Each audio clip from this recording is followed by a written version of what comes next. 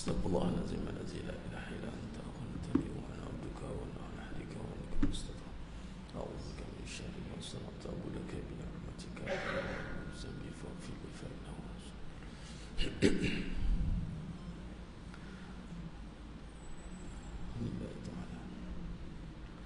Assalamualaikum warahmatullahi wabarakatuh.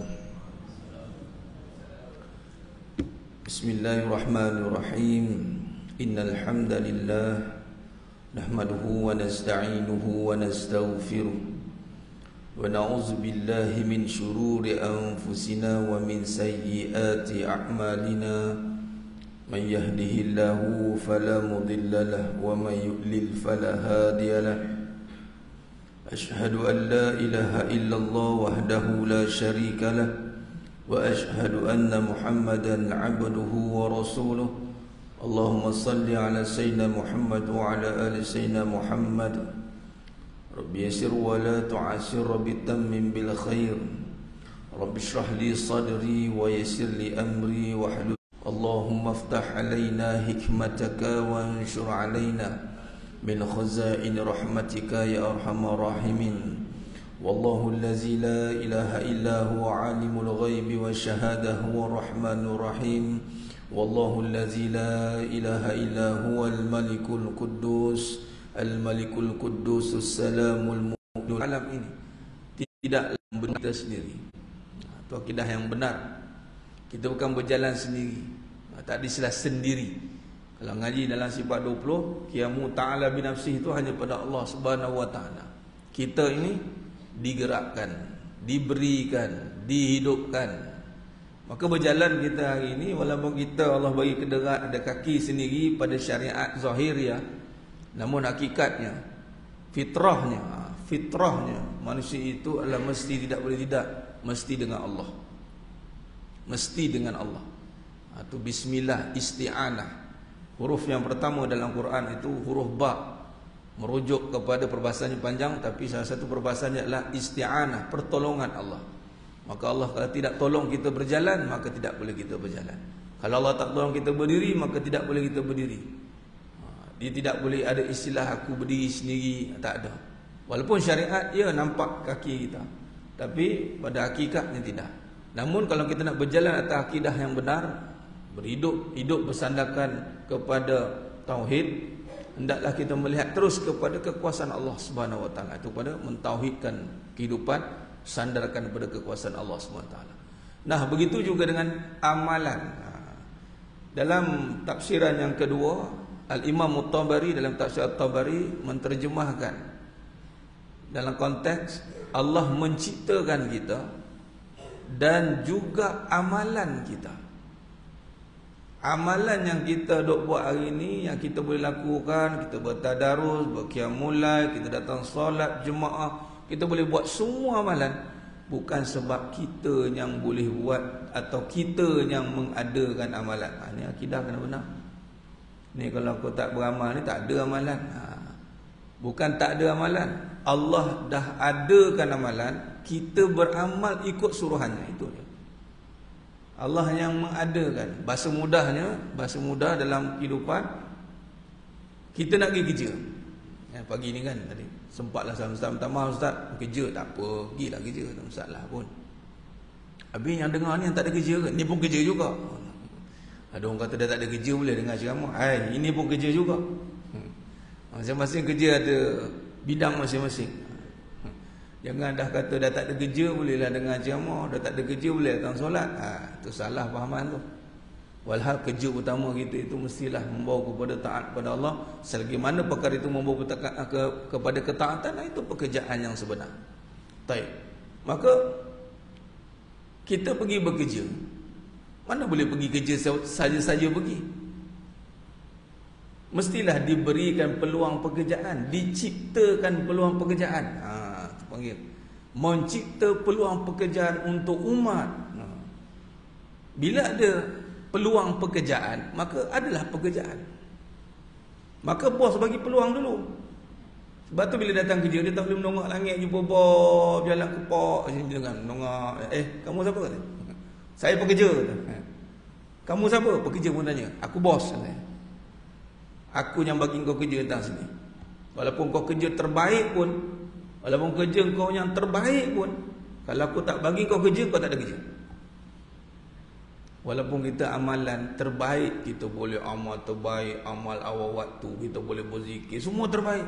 Kena ingat, adakah kita melakukan dengan rasa terima kasih dekat Allah?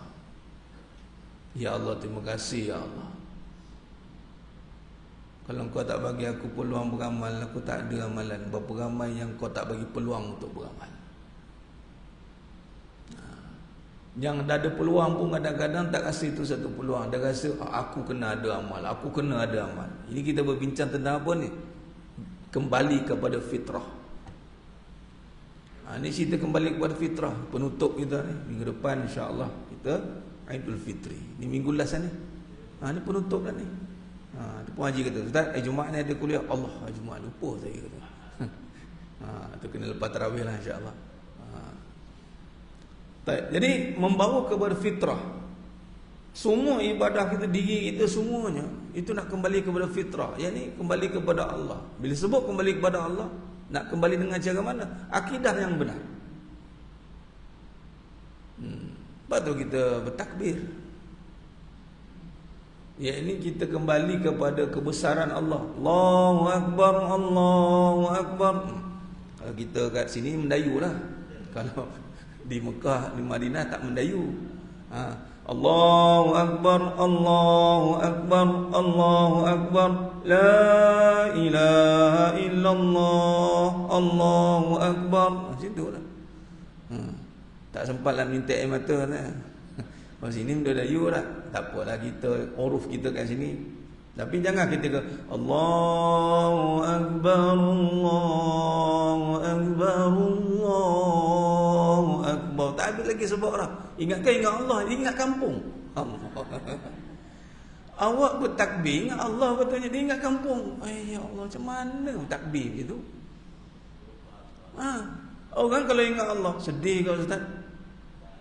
Kejap-kejap sedih dia tu. Dia kena faham sedih ingat Allah tu macam mana. Syariat takbir raya itu bukan sedih. Syariat takbir raya itu kemenangan.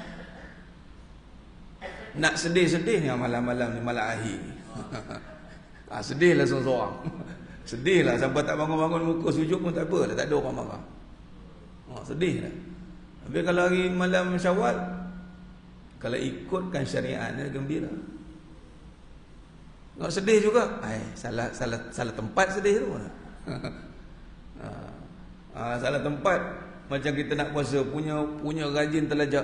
Raya pertama puasa juga. Berat kamu ni. Kamu ni telajak fitrah ni. Bukan, tak boleh. Kalau Allah kata haram lah, tak boleh lah. Sama dengan menangis. Kan nak menangis, biarlah bertempat. Tempatkan nangismu pada perkara yang disyariatkan. Yang tidak disyariatkan, jangan nangis. Ini raya pertama dia nangis je. Nak pula giliran tak kena. Pening kata. Mencong dalam muka. Tahun ni giliran abang. Tahun lepas giliran abang juga. Dia macam piramidi. Satu untuk engkau, dua untuk aku. Isteri pun bengkak dalam muka. Jangan.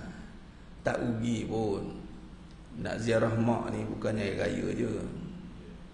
Jangan tunggu raya lah. Hari raya lah hari-hari dengan mak. Janganlah tunggu raya baru rasa nak raya. Saya sekali bawa betul-betul cara raya, makan-makan rendang ke tempatnya bahan ni. Hari-hari raya dengan mak. Pakat-pakat lah. Ini kalau pulun semua raya satu Syawal tu, ini masalahnya beribadat ikut waktu je. Tu pening. Mulalah kadang-kadang kita beremosi. Dia kalau ikut ibadah sebenar ni, dia takkan beremosi. Malah ibadah menundukkan emosi. Sepatutnya awak nak ziarah mak, ibadah, tiba-tiba beremosi. Mana tak betul lah tu. Beribadah sebab emosi, mana bukan ibadah. Kalau ibadah, dia menundukkan emosi. Semua ibadah kita yang kita lakukan, apa saja ibadah, khususan ataupun yang umum, kalau benar kita melakukan ibadah kerana Allah, fitrah, hati bersih. Allah bersihkan hati dia. Contoh kita bekerja kan, umum lah, bekerja ni kan umum kan, ibadah umum. Kalau dia kata saya buat kerana Allah, ikhlas nak tolong isteri, tak tolong keluarga, bagi nafkah, ni kalau suami dululah, bagian suami. Kalau betul suami tu pergi kerana Allah, beribadah dia kerana Allah, maka dia tidak akan terbeban ni maksudnya apa? Buat dengan tiada kerelaan. Kalau dibebankan lain, tu taklif. Itu memang kita akan dibebankan, dipertanggungjawabkan, kita kena buat. Tapi bila dia buat kerana Allah, perkara yang dilakukan itu akan dimudahkan. La yukallifullahu nafsan illa wus'aha. Ayat ini mengatakan bahawa bukan kita pilih-pilih hukum, yang larat kita ambil, tak larat kita tinggal. Tak. Maksudnya setiap hukum yang Allah syariatkan tidak membebankan kamu. Itu Allah kata. Wa imma puasa sendiri pun bukan untuk buat kita cengkung, tak makan, sakit. Tak, itu pun sakit, makan. Bukan. Islam bukan syariat yang menghukum, membebankan sehingga terbeban, tidak. Maksud kata kalau dia buat dengan ibadah, hati yang mengenal Allah, silat 1000 bulan, dia tak rasa pun dia beramal, walhal dia sedang beramal. Nah, begitu juga dengan wanita, isteri yang nak menolong keluarga, nak membanting tulang juga, habis semua dibantingnya. Kita kena sama-sama dengan lelaki, tak apalah. Tapi kamu ingat, kalau tak kena gaya beribadah nanti, akhirnya nafsu sarakah naik, marah-marah, tak puati itu, tak puati ini, datang ungkitan. Bila dia ungkit dia balik, habis fitrah tu, habis. Dia jadi amarah. Nah, ni kita cerita fitrah. Bila fitrah ni semuanya clean and clear. Fitrah. Nak belajar fitrah ni juga tengok budak-budak.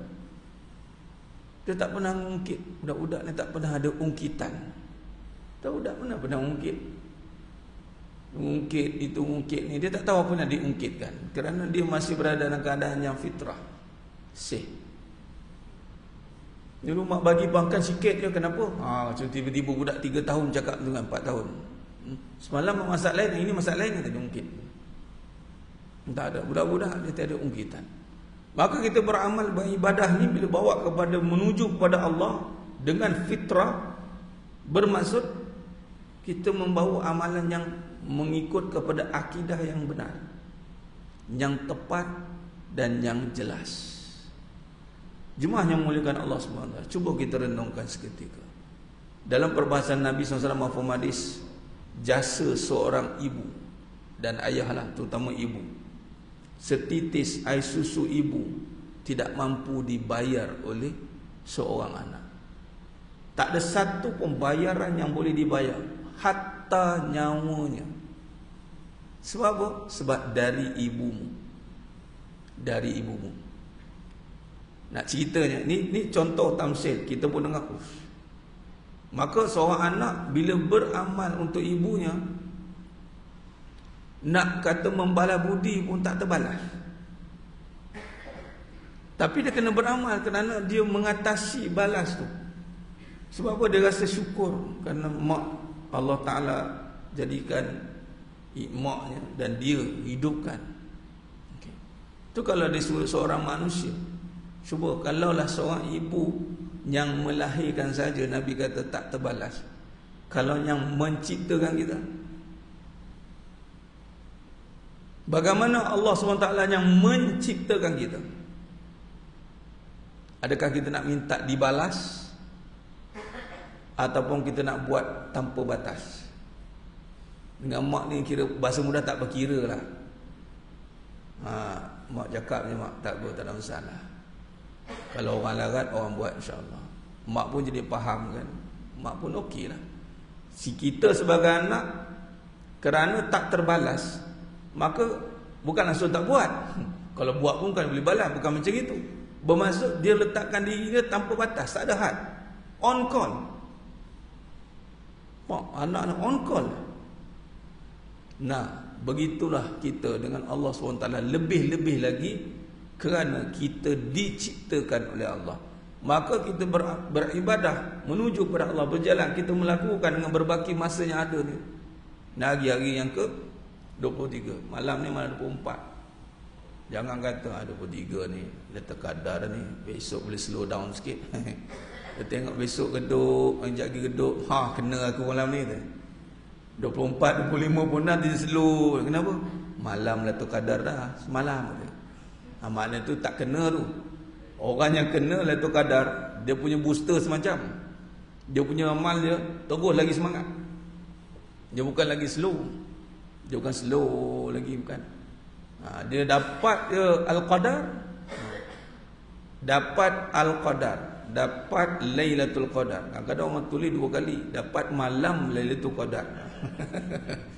Kadang-kadang pun nak kempen, marilah tuan-tuan kita malam ini menyambut malam Lailatul Qadar. Dia disebut 2 kali malam dia. Dia faham atau tak faham? Hati-hati. Mari kita buat malam-malam Lailatul Qadar. Elok macam itu 2 kali. Kita sebutlah, mari kita merebut Al-Qadar ataupun Lailatul Qadar terus, ataupun malam Al-Qadar. Baik, berbaki yang ada ni janganlah berkira. Macam itulah. Jangan berkira dengan Allah. Di saat nikmatnya tak terkira, kita minta pun setiap masa. Meminta setiap masa, nikmatnya tak terkira, janganlah kita berkira-kira. Itu jelah. Jangan berkira-kira. Berkira-kira ni ikut keadaan. Rajin buat, tak rajin, datang halangan dia tak buat. Maksud kata kita nak buat ni bukan sebab itu kita buat, sungguh-sungguh nak buat. Kalau sakit, ya rehat. Itu saja. Kalau ada masyarakat, ya sebab ada halangan. Bukan sebab tak apalah kot. Tak apalah kot tu jangan. Dengan Allah ni jangan tak apalah kot.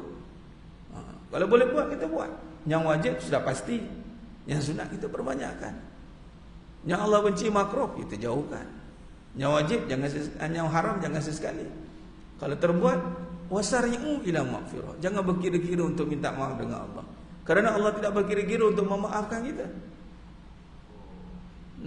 Allah tidak berkira-kira untuk memaafkan kita. Ketika hamba-hambanya meminta ampun kepadaku, maka ampunkan. Pasti mas sekalian. Dalam kita meminta ampun kepada Allah, jangan pernah ada rasa sedikit pun sangkaan mengatakan Allah ampunkan ke aku. Jangan. Kerana itu satu keraguan, kejahilan kita tentang Allah.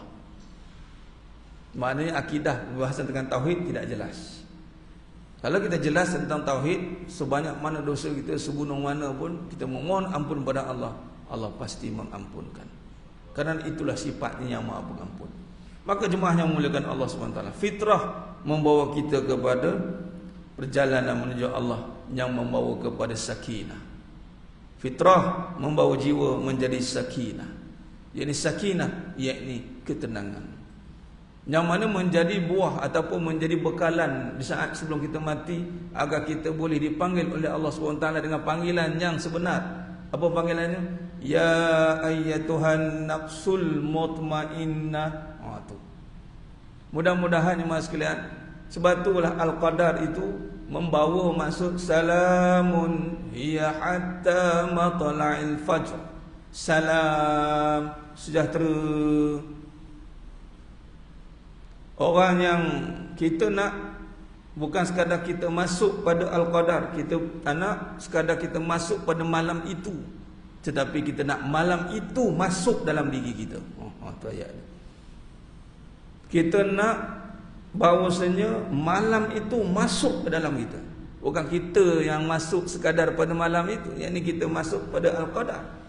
Tetapi Al-Qadar itulah, malam itulah, kesejahteraan itulah masuk ke dalam diri kita. Akhirnya kita mendapat ketenangan. Ketenangan yang diperolehi itu membuatkan kita tenang dan senang di dalam kita meneruskan kehidupan untuk beramal. Tenang gitu. Beramal ni konteks besar jemaah sekalian. Ada orang kadang-kadang, minta maaf saya tumpu pada wanita dulu. Kadang-kadang betul lah bagus, tapi kena ingat Nabi kata mafhum hadis kan. Aku melihat ramai wanita di neraka, bukan kerana wanita ramai. Jangan salah faham hadis ni. Bukan kerana Nabi kata aku melihat wanita ramai di neraka kerana wanita ramai, tidak. Tetapi ramai wanita di neraka kerana dia tidak ada masalah dengan Allah. Maksud dalam masalah Allah ni, hubungan dengan Allah melalui amalan yang khusus, dia jelas. Ingat, dia ada masalah dengan suaminya, taat. Ini pun berbalik pada tadi. Kalau seorang ibu tak terbalas jasanya kerana melahirkan, Sebenarnya kenapa wanita kena taat dengan suami, walaupun suami itu perangai macam-macam, selagi mana suami itu tidak menyuruh pada perkara kejahatan? Kerana dari suamilah Allah ciptakan wanita. Nak balas ciptaan itu tak terbalas. Ini kadang-kadang wanita terlepas pandang perkara ini. Ujian dia besar sebab bukan ujian kesusahan. Ujian kepada wanita, ujian keseronokan. Sebab dia asal kahwin dengan orang yang disuka. Seronok. Nikmat yang paling bahaya yang kita kena berhati-hati, nikmat seronok. Suka. Bila suka ni, dia buat suka-suka. Baik. Jadi amalan ni, taat tu bermaksud tenang kita dalam melakukan ketaatan. Solat seronok, start dengan imam baca malam tu. Ya Allah, rasa sampai kat Mekah dah saya. Tapi bila balik rumah, dia nak berambang dengan suaminya, Allah, rasa macam ada neraka pula saya. Itu kadang-kadang minta maaf, dia lebih suka kadang-kadang berusrah ni bagus. Kadang-kadang dia usrah tu niat nak lari daripada situasi. Hati-hati. Kalau duduk rumah pun sakit hati, baik kita pergi usrah. Apa beza? Sama dengan minta maaf orang lelaki juga. Dia lelaki pula tadi orang perempuan kena start ni, kena kawan perempuan dia nak fitrah ni, nak naik amarah balik saya ni. Kita bincang dengan perkara yang benar mas sekalian. Apabila kita orang lelaki sebagai contoh, dengan isteri dengan anak itu satu ibadah, duduk dengan isteri, berborak dengan dia, buat dia seronok, ibadah. Anak setengah lelaki, tak apalah, orang kawan lagi bagus. Keluar lepak, minta maaf juga. Ni kita nak masuk, kita masih dalam Ramadan. Kita bicara soal hati yang sejahtera. Yang sejahtera itu bersama dengan ahli keluarga. Daripada ahli keluarga. Sebab itu Allah SWT, kalau kita lihat dakwah Nabi SAW, cuba tengok siapa pendukung hebat? Isteri. Masalah rumah tangga tak ada. Tak ada masalah rumah tangga. Ramai orang kata nak ikut Sayyidatina Khadijah radhiyallahu anha kubra. Boleh, ikutlah. Dia kan nak ikut yang cerita yang kedua tu. Nabi tidak duakan. Itu dia faham. Cuba faham yang pertama. Nabi tengok dia wajah Sayyidatina Khadijah radhiyallahu anha kubra, hilang masalah. Tengok je hilang masalah. Macam mana? Maknanya rumah tangga tak ada masalah. Tak ada buat Nabi serba salah. Kadang-kadang isteri konten macam-macam konten. Buat suami serba salah, buat tu tak kena, buat ni tak kena. Di sebalik lelaki yang bersalah, ada seorang wanita yang tidak tahu apa dia punya salah. Lelaki jadi serba salah. Apa salah aku ni? Akhirnya keluarlah satu kenyataan, payahnya nak memahami seorang wanita. Jangan wanita berbangga dengan statement macam tu, bermaksud kamu telah menyusahkan seorang suami. Setengah-setengah perempuan suka buat statement macam tu. Wanita yang sukar difahami. Kita jangan jadi wanita begitu. Jadilah wanita yang sangat mudah difahami. Kalau suami kata, tak tahu, isteri saya ni mudah bahasa, saya ni tak tahu saya nak cakap, saya faham sangat dia tu. Sebab apa? Dia ni tak ada masalah sangat, suka buat saya ni mudah. Dia suka mudahkan saya, dia tak suka buat saya serba salah. Abang pilih, nak mak ke saya? Pula dah nak mak ke saya. Termenung kawan tengah-tengah, nak mak ke dia? Ini kalau payah-payah ni, aku cari yang ketiga. Tak pasal-pasal kawan tu lagi yang ketiga. Cari masalah, cari penyakit. Baik, ini semuanya berbalik kepada bincang apa ni jemaah sekalian? Fitrah.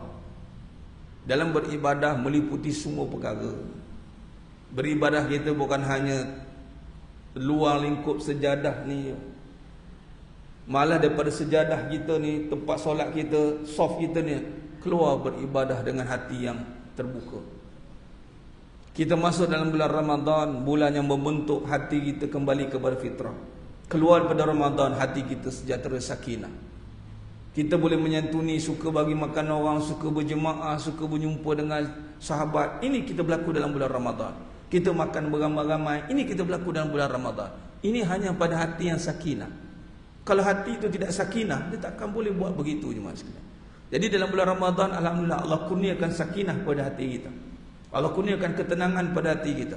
Sebab tu kita bulan Ramadan kita dah tak ada bergaduh. Ana shaimun, aku puasa. Tenang, tengok pun diam. Diam kenapa? Lapar. Aku ingatkan dia puasa. Dia ingat dia sabar sebab apa semua, sebab lapar. Aku lapar ni, nyaya aku tak nak makan. Kalau aku makan aku kata kau. Itu tak jadi fitrah. Fitrah ni dia tidak ada hal-hal berbangkit selepas itu. Dia nampak syariat, dia nampak taat, dia nampak hukum makam Allah. Itu fitrah. Tanggungjawab dilihat dengan suruhan Allah, bukan tanggungjawab dilihat dengan susahnya, payahnya, dengan duit tak ada ni. Tahu tak abang tak ada duit sekarang ni? Ha? Dia marah ni isteri dia. Jangan dilihat tanggungjawab dengan keadaan, dia merosakkan lagi. Lihatlah tanggungjawab dengan kebenaran. Tak apa, insya-Allah. Allah dah tanggungjawabkan abang ni, mesti Allah bagi jalan. Kan elok jawab macam itu. Isteri pun nampak macam tu. Ya bang, saya doakan abang. Marilah kita sama-sama berdoa di akhir malam bulan Ramadan ni bang. Kan senang. Ni nak, sampai bila abang nak macam ini? Sudah kawan. Kau tak nampak ke aku tengah berusaha ni? Usaha-usaha juga. Tak menjadi je. Dia taburnya kawan tu lagi. Pening kawan. Tengok, kalau si suami lihat pada isteri, jangan dibeban-bebankan lagi. Buatlah dengan rela. Buat dengan tanggungjawab yang benar, bukan membebankan. Nah, buat ni sampai isteri tu rasa macam terperangkap tu. Aku ni duduk dalam mana ni sebenarnya ni? Ramai kalau isteri yang tak ada ilmu yang benar, dia akan nampak semua syariat ni sebagai bebanan yang terbeban. Ramai dah wujud dah statement isteri ibarat diperhambakan suami. Ada satu kenyataan. Seorang suami duduk makan, dilayan seorang isteri berdiri. Beberapa lah kot netizen mengecam situasi itu. Rasa macam tak patut seorang isteri berdiri di depan suami nak melayan. Rasa macam pelayan rasanya. Tembak. Padahal itu ibadah. Kalau dia nampak itu ibadah, dia tak nampak lain. Dia nampak basuh kain tu ibadah, rumah-rumah ibadah, suami balik sambut ibadah. Itu fitrah. Fitrah ni dia nampak ibadah, dia nampak Allah. Tapi kalau dia sebaliknya, dia akan jadi amarah. Elok-elok amalan yang membawa kepada pahala yang besar boleh hancur macam itu saja. Bagi suami air, bulan puasa kan pergi bagi air. Memang cik pasal minum bang. Kau ni memang saja kan. Tak adalah bang, saya nak praktiskan bagi air walaupun air kosong. Pahalanya ya Allah besar bang. Apa saja kebaikan yang dilakukan bila dia lihat dia Allah. Lihat Allah maksudnya padanya hukum hakam. Ya Allah suruh ni. Ni ibadah. Suami tengok ibadah, isteri tengok ibadah, tengok apa amalan ibadah. Kita tengok semua ni bertukar menjadi ibadah. Yang ini semua nak membawa kepada Allah. Dan Allah bagi peluang. Ingat, Allah yang ciptakan peluang itu. Kerana Allah menciptakan amalan itu. Kita bincang pada surah As-Saffat ayat 96 tadi. As-Saffat ayat 96. Maka disitulah datang kekuatan hati kita untuk melakukan ketaatan. Jadi ahli kalam, jemaah yang muliakan Allah SWT, marilah kita memperkemaskan berbaki hari yang ada di Ramadan ini. Dalam hari yang meniti penghujungnya ini, kita mintalah kepada Allah dengan bersungguh-sungguh. Antara amalan yang besar, fadilatnya di sisi Allah, yang menjadi tempat telik, tempat lihatnya Allah SWT, itu adalah jiwa yang adanya sakinah. Innallaha la yanzuru ila suwarikum wa amwalikum, walakin yanzuru ila qulubikum wa a'malikum. Atau kama qala. Kata Nabi SAW, Allah tak tengok rupa dan harta kita, tetapi Allah melihat hati kita dan perbuatan amalan kita. Maka dalam berbaki hari ini, nak fokuskan apa Ustaz? Mintalah hati yang tenang. Minta, ya Allah tenangkan hatiku ya Allah. Walaupun banyak perbincangan yang mengatakan dengan amalan dapat jiwa tenang, dengan solat dapat jiwa tenang. Ya betul. Tapi ada juga ataupun yang orang kata apa, fast tracknya, minta terus ke Allah. Ya Allah bagilah aku jiwa yang tenang supaya aku tenang solat. Ya Allah bagi aku jiwa yang tenang supaya aku tenang beramal. Bagilah aku jiwa yang tenang ya Allah. Kan qulubikum wa a'malikum, bau beramal. Jadi dengan baki ada tenang. Lailatul Qadar, ya Allah bagaimana sejahtera pada Al-Qadar ni ya Allah, sejahterakan hatiku ya Allah. Aku nak tunggu beramal sampai kesudah nak sejahtera ya Allah. Susah ya Allah. Betul, nak hati tenang bukan senang. Bukan senang nak dapat hati yang tenang. Kerana tenang itu ala bizikrillahi tatma'innul qulub. Tenang itu hanya ingat Allah. Tadi kita takbir pun boleh ingat lain. Takbir pun boleh ingat lain. Mana susahnya nak ingat Allah ni, tapi tidaklah menyusahkan. Susah tu menunjukkan privilege. Susah tu juga menunjukkan mudahnya untuk dilupakan. Macam contoh, isteri tadi susah nak masuk syurga, bukan susah. Susah yang perit tu, tapi senang sangat. Dia macam tangkap belut kan licin. Orang pun cakap susahnya tangkap belut. Susah tu bukan pikul batu, kerana licin sangat, senang nak lepas. Begitulah ingat Allah. Susahnya nak ingat Allah, bukan susah sangat yang susah itu, tetapi senang sangat untuk kita melupakan Allah. Itu kita bimbang. Wallahu a'lam bishawab. Mudah-mudahan kita mampu kembali kepada fitrah dengan jiwa yang ada sakinah, yang kita melakukan hidup kita ini hanya semata-mata untuk membesarkan Allah Subhanahu wa ta'ala. Mudah-mudahan Ramadan kali ini Ramadan yang terbaik yang pernah kita lalui, dan insya-Allah Allah kurniakan kita dengan kebaikan al-qadar. Allah masukkan ketenangan, kesejahteraan dalam hati kita, agar kita punya hati yang tenang, yang sakinah, yang bersedia untuk kembali kepada Allah dengan jiwa yang benar-benar berharap redha Allah. Amin ya rabbal alamin. Aqulu qali hadza wa astaghfirullah azim li wa lakum wa bila taufiq wal hidayah. Wassalamu alaikum warahmatullahi wabarakatuh. Innal insana lafi khusr illa alladhina amanu wa 'amilus solihat wa tawassaw bil haqq wa tawassaw bis sabr. Wallahu a'lam bissawab. Takbir. Allah